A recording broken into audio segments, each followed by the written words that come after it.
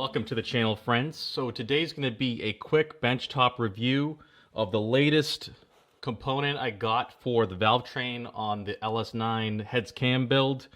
And I went with the Comp Cam's dual taper push rods. These are the 7/16 diameter.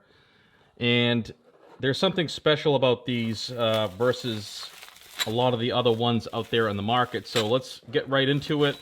And I want to show you the differences. So that is the part number.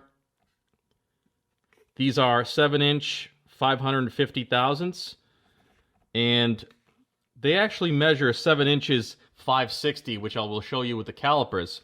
So that's one thing you have to keep in mind, is that there is some deviation there from what you order and what is advertised and what the actual overall length of the push rod is. So let me go ahead and get this unpackaged, and I will show you the dimensions up close.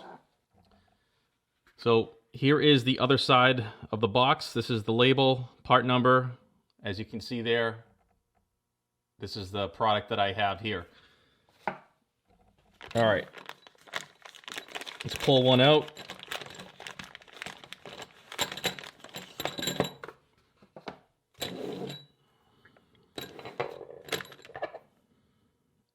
Very nice one-piece design. The stock one is a 3-piece, so it has these hardened spherical balls on the end of it that are brazed or welded on. And this is a 5/16 diameter and a 5/16 ball. So let's give a quick measurement, show you what we're working with here. That's the diameter of the sphere. It's 5/16. This is the standard 7-inch 400 for the LS, which is what is used in the LS9. So it's 7 inches 398 actual overall length, end to end. So it's not exactly 7 inches 400. It's a couple thou smaller. So let's get right into, let me show you the length on this. Is 10 thousandths bigger than what is advertised and what is on the box. Let me put this down on the table to get parallel.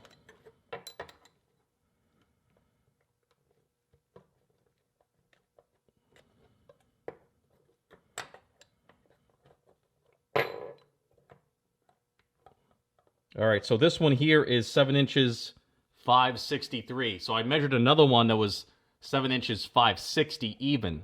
So there is some deviation in the length of the rods, which is okay. When I measured with the Comp Cam's length checker, which is right here, let me get that. So this is the Comp Cam's length checker for push rods. I use this to determine what size I need, and then I added 35 thousandths of a nominal preload to get the actual length of the push rod I need, which is right here. So I needed a 7-inch 560 to be dead on nominal, which means you're shooting right for the middle of that tolerance. The Johnson lifters that I have are 35 thousandths preload plus or minus 10. So to get that 35 thousandths preload to land you right in between that tolerance, I needed a 7-inch 560. So I could not find a 7-inch 560 push rod that was advertised for sale. It would have to be custom made. So what I opted for was a 7-inch 550 from Comp Cam's. That seems to be a common size and readily available out there. So I went ahead and ordered that 7-inch 550, hoping that possibly it's slightly longer and I'll be okay. And to my luck, it actually is longer. So it's 10 thousandths longer. It's exactly what I need. So 7-inch 560, 7-inch 563 is what I'm getting here. I measured a couple of these, and that's good because it puts me right in the nominal range for the preload. So perfect. Now, quick measurements on the Comp Cam's dual taper. It starts off at 7/16 at the center, and then it tapers to, as you can see there, 3/8. Now, this is a super strong push rod compared to the stock 5/16. Now, this is going to eliminate deflection and bending in your valve train, which can lead to valve float and things like that. That's not the only reason, but there's other factors involved. But starting with the push rod, you want something that is super stiff, and the stiffest that you can find and the largest diameter you can find that will fit inside your heads and clear your rockers and everything. So that's very important. That's why I went with the dual taper and not just the straight 7/16, because you need clearance around your rocker arm and inside the head, that through hole, which is, so on my car, that through hole is 520 thousandths of an inch. So you need to have some clearance around that hole when you insert the push rod. And when this operates, it will have some movement up and down, obviously. And this 3/8 diameter on this end, on either end, is going to give you that clearance. So you'll have the thickness in it towards the center to reinforce and stiffen up the rod, but you have the clearance of a 3/8 rod. Essentially, that's the selling point of the dual taper. I believe they call it the high-tech, the CompCam's high-tech dual taper push rod. And these ends are the same diameter as the stock ones, so this is a direct fit for my LS9. And I chose these because they are one piece, they are hardened 4130 steel, which is chrome moly, and they are a 165 wall thickness. So consistently all the way through the push rod, it's a thickness of 165 thousandths. That's over twice as thick as the stock rod. So that's the reason why this is going to avoid deflection and bending and make your valve train a lot stiffer and more sound and more stable at higher RPM.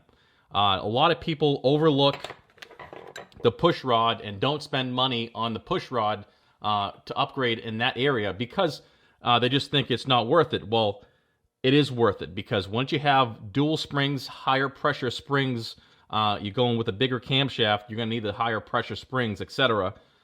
You need to fortify your valve train, which means push rods, rockers. You know, if you need to stiffen up the whole rocker system, get shaft rockers, things like that. So all these factors come into play when you want to fortify and stiffen and stabilize your valve train at high RPM. A lot of people think you just get a cam, you put the cam in, and that's it, you get some power. Well, you're missing out on some power, because guess what? The push rods will deflect and bend and not translate that camshaft properly into the valve itself and producing power. So it's well worth the money to, upgrade your valve train when you're doing a camshaft. It's not just about the cost of installing the camshaft and that's it, and you're going to run everything stock. You can't. For most camshafts, you have to change up the whole valve train and pick parts that are complementary and that are going to support that camshaft and help you make good peak power according to what the cam is spec'd for. So that's the reason why I got the CompCam's one-piece dual taper, is because I think it's the best fit for my LS9, and it's going to give me a really stiff valve train, and I'm really happy with the way it presents here. Really nice quality machining on it. I don't feel any tooling marks or lathe marks at all. Very, very nice finish on it. One thing I didn't want to mention is that it did come 10 thousandths oversized, or even this last one that I measured here was 13 thousandths oversized. So as you can see here, it's advertised and even engraved in the part 7 inches 550, but we just measured here 7 inches 563. So there is some variation there. I don't know why they do that. Maybe they do it as insurance to make sure you get your guaranteed preload and that you're not going to run short. So that could be possibly why CompCam's runs them longer. I also noticed that this push rod length checker is oversized as well. So when you line this up, let me show you. So this is a 6-inch 800 - 7-inch 800 push rod checker. So when I close this thing up, it should measure 6 inches, 800 even. And let me show you something. We're just going to line up the hash marks. This length checker is 12 thousandths oversize, or 11 thousandths oversize, as you can see there. So 12 thousandths oversize when this thing is bottomed out.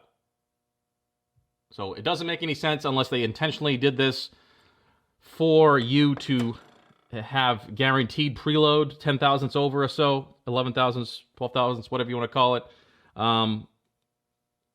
Just as like an extra safety measure for them as insurance. But to me, it's okay because it actually helps out and gets me right to that nominal point, which is exactly what I want.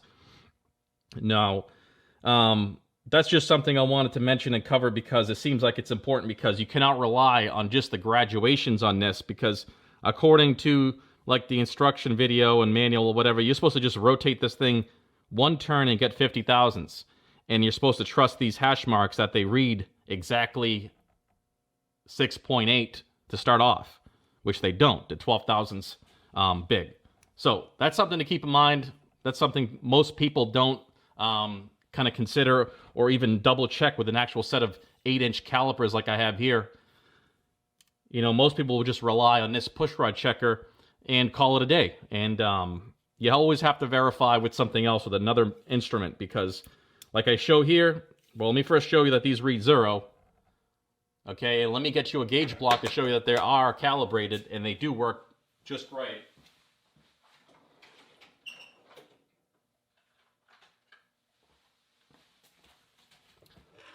So here is a 1-inch gauge block. This should measure exactly 1 inch. And it measures exactly 1 inch. Okay, so my calipers are not off. These are very precise calipers. Mitutoyo brand, and they're pretty much brand new. So these are things that are dead on no matter what you measure. But yeah, just wanted to demonstrate that this is dead on and that both of these measure long.